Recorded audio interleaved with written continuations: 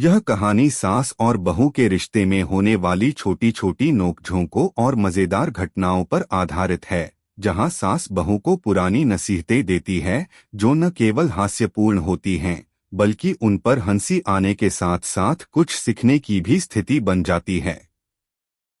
कहानी सास का पुराना तरीका। सुबह का समय था। सूरज की किरणें धीरे धीरे घर की खिड़की से अंदर आ रही थीं। राधिका एक कप चाय के साथ अपने कमरे में बैठी थी और सोच रही थी कि आज फिर सासू माँ की नसीहतों का सामना कैसे करेगी। राधिका और उसकी सास सुशीला देवी के बीच अक्सर छोटी छोटी बातें लेकर हल्की फुल्की नोकझोंक हो जाया करती थी। सुशीला देवी को हमेशा यह महसूस होता था कि राधिका को पुराने तरीकों से घर चलाना आना चाहिए, लेकिन राधिका की सोच कुछ और थी। आज फिर से सासू माँ ने राधिका से एक पुराने तरीके के बारे में चर्चा करने की ठानी थी। जैसे ही राधिका ने चाय पीकर कप को साइड में रखा, दरवाजे की घंटी बजी और सासू माँ की आवाज सुनाई दी, राधिका बेटा, जल्दी से आओ। आज तुम्हें एक बहुत अहम बात बतानी है।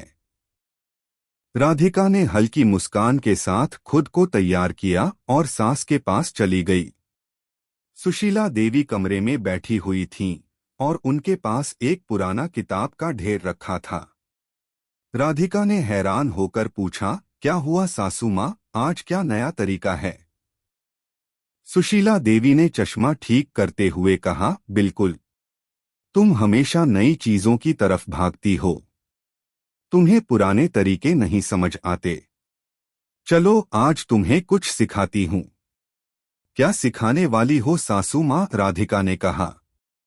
देखो राधिका, आजकल की बहुएं सफाई के नाम पर बहुत नखरे करती हैं। पहले के समय में बहुएं घर के हर कोने को खुरच खुरच कर साफ करती थीं। और यह जो सफाई का तरीका है न, वो बहुत असरदार था। लेकिन सासू माँ, अब तो हम लोग वॉशिंग मशीन, डिस्पोजेबल कप और सस्ते क्लीनिंग प्रोडक्ट्स का इस्तेमाल करते हैं। नहीं नहीं, तुम लोग बिल्कुल समझती ही नहीं हो। ये जो वॉशिंग मशीन और सस्ते क्लीनिंग प्रोडक्ट्स हैं न, ये सिर्फ वक्त बर्बाद करने का तरीका है। क्या तुम जानती हो कि हमारी दादी नानी कैसे बर्तन धोती थीं? सुशीला देवी ने अपनी बात जारी रखते हुए कहा। कैसे? राधिका ने उत्सुक होकर पूछा। हम लोग बर्तन धोने के लिए सिर्फ रेत और पानी का इस्तेमाल करते थे, फिर थोड़ी सी चूना भी डाल लेते थे और बर्तन इतने चमकते थे कि देखो जैसे नया हो। राधिका को इस पर हंसी आ गई। सासू माँ, अब तो ऐसे काम करना किसी के लिए मुमकिन नहीं है। रेत और चूना और बर्तन चमकते हैं? क्या आप मजाक कर रही हैं? नहीं राध, ये जो तुम हंसी उड़ा रही हो, ये सच है। पुराने तरीके बहुत असरदार होते थे, लेकिन तुम लोग बस आसान तरीका अपनाती हो। एक दिन तुम समझोगी कि पुराने तरीके ही सही थे। राधिका हंसते हुए बोली, ठीक है सासू माँ, अगर आपको ऐसा लगता है तो मैं भी कोशिश करूंगी। अरे हाँ, अब तुमको एक और तरीका बताती हूँ। यह तरीका खास है। सुशीला देवी ने अपनी बात को रहस्यमयी तरीके से पूरा किया। तुमको हर रविवार को घर के बर्तनों के नीचे सरसों का तेल लगाना होगा। यह तरीका दादी नानी से सीखा था। इससे बर्तन कभी नहीं जंग लगते और घर का माहौल भी अच्छा रहता है। क्या? राधिका को फिर से विश्वास नहीं हुआ। सरसों का तेल बर्तन के नीचे? सासू माँ, यह तो बहुत अजीब तरीका है। सुशीला देवी हंसते हुए बोली, तुम मजाक मत करो। ये तरीका बहुत पुराना है, लेकिन बहुत प्रभावी है।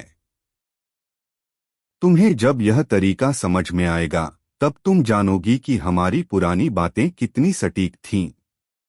राधिका सोच रही थी, अगर सासू माँ ऐसा कह रही हैं, तो कुछ तो वजह होगी। उसने मन ही मन तय किया कि वह इसका पालन करेगी ताकि सासू माँ को खुश किया जा सके।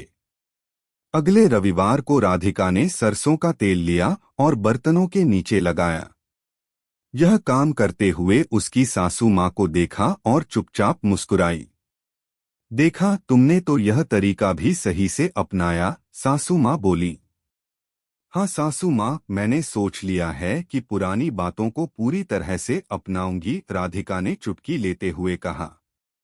दिन बीतते गए और राधिका ने और भी कई पुराने तरीके अपनाने शुरू किए। कभी वह घर के कपड़ों को धूप में सुखाती, कभी तांबे के बर्तन में पानी भरती, कभी पुराने कपड़े से झाड़ू लगाती।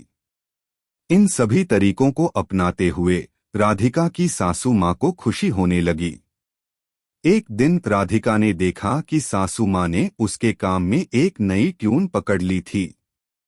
वह भी अब पुराने तरीके अपनाने लगी थीं, जैसे राधिका ने किया था। यह देखकर राधिका को समझ में आ गया कि कभी कभी पुराने तरीकों में ही छुपी होती है असलियत, जो कि हर वक्त हर किसी के लिए सही होती है। राधिका और सुशीला देवी के रिश्ते में इस बदलाव ने एक नई समझ और सामंजस्य उत्पन्न किया। हर छोटी छोटी बातों में हास्य और समझ बनी रही और एक दूसरे के तरीकों की कदर भी होने लगी। समाप्त।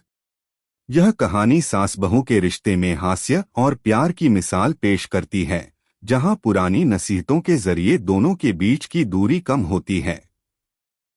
अगर आप अपनी माँ से प्यार करते हो और उनको खुश देखना चाहते हो तो चैनल को सब्सक्राइब करो, लाइक करो। बहुत ही जल्द आपको खुशखबरी मिलेगी।